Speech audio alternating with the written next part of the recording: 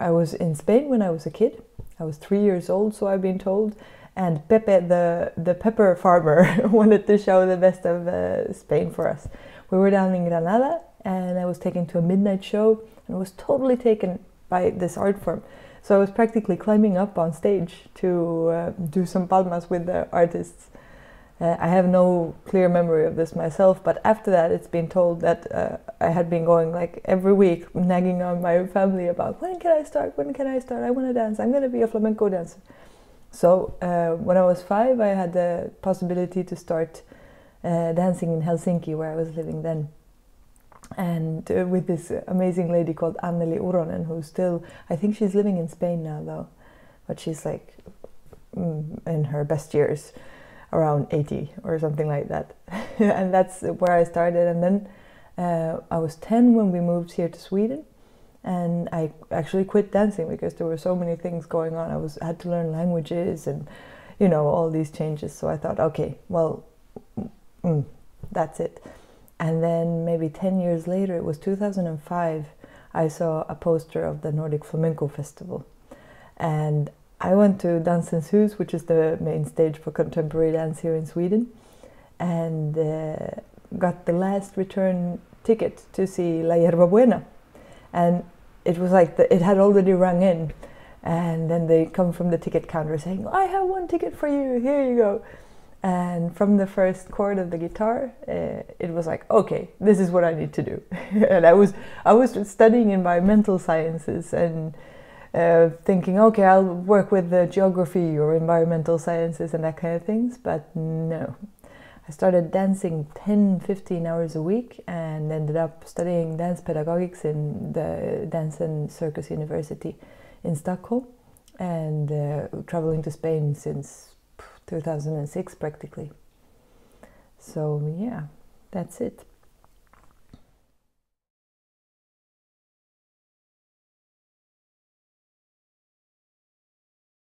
I'd like to sort of divide these processes into 2 different school camps. One camp is where I actually use my flamenco school body to meet with other music styles apart from flamenco, but with a similar approach. You know, if there's a ending of a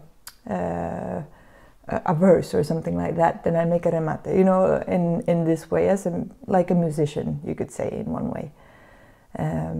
And the other part is where I actually meet other that are not necessarily time-bound arts, for example, sculpture and sketches and painting. I've been working with an artist called Annika Hed, who's been sketching me a lot and making sculptures. It's crazy. I'm apparently standing somewhere outside a castle here in Sweden. Crazy. But it's also been very interesting because something that happens in me, she picks up and gets down on paper, and I can actually revisit these moments. There was one gallery opening where we had 5 different paintings, and I sort of danced through them, going back into the poses I'd been in and into the next one.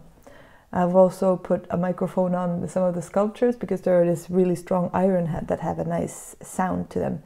So I've been making loops and then dancing to the pulse of the sculptures, which is it's quite cool. It's like really, yeah, it's quite cool.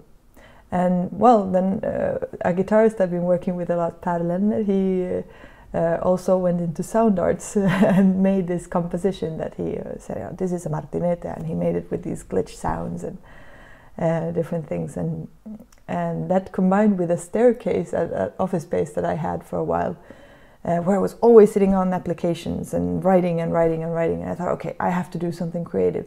So I said to myself, okay, every time I go home, I need to make something, a llamada, a remate, a nice marcaje, or whatever.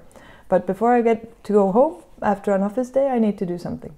So that material combined with this staircase and Per's electroacoustic things was what actually became Latido, work I was doing a couple of years ago. Last year I also had a really interesting collaboration with a sound artist called Jan Karle Klev, who had met a class of children who had hearing disabilities and some of them were deaf, And we had a year to collaborate around what a concert experience can be to someone who cannot hear. And it became a very poetic piece for an audience that we showed, and it was also a very interesting process and collaboration in the way we were really working with the senses. I was going around with these things, so I couldn't actually hear for like a week. It was crazy. Try that sometime. It's different.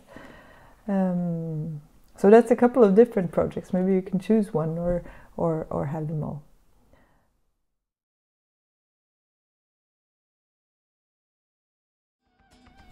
I'd say yes.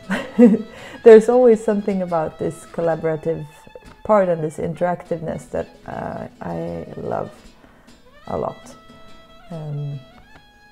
There's something that happens when people meet in a creative space and make something together, and that interactiveness and reacting to things happening in the now is something that I keep on investigating and being in.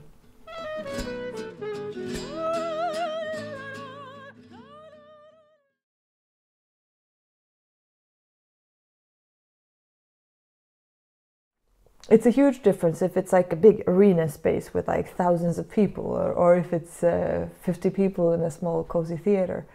I love both. The last couple of years I've been really enjoying a lot when I get these meetings with small audiences, because it's almost like the audience becomes a part of the band in a way, in a different way.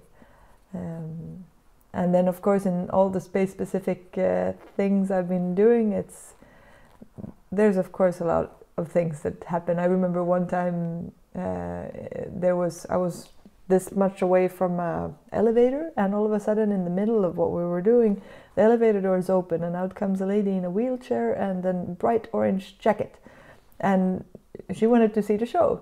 And of course, that's something that, well, yeah. The audience definitely influences me, I'd say. And of course, in the project that we were working with last year with Jan, it was the idea itself came from meeting people who became our audience. So I definitely say yes, even though I'd say if someone comes to me and says, I want to come and see your show, I want you to do this and this and this, I don't know if I could. I don't know what would happen then. Yeah. And then, of course, if there's things that happen, someone's phone starts ringing, or in all the school shows that I've been doing, there's sometimes kids get really involved and want to sort of interact, and I try to pick that up in different ways always. So in that way, definitely. But I think that once there is an artistic idea and a base, it's with that framework that the interaction happens as well, or the influencing of the audience.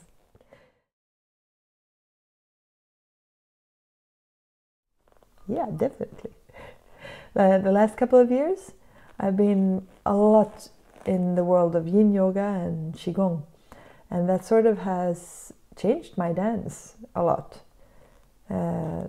changed how I work with air a lot. So I'm a lot in that kind of thoughts now, and that definitely motivates me, as well as, of course, meeting with other musicians, meeting with other dancers, and making all these collaborative processes. That is a huge motivation.